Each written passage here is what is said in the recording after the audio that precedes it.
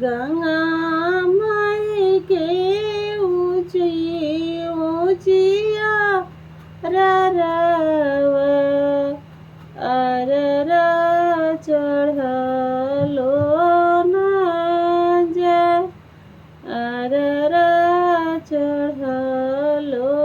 ना जा लेहू ना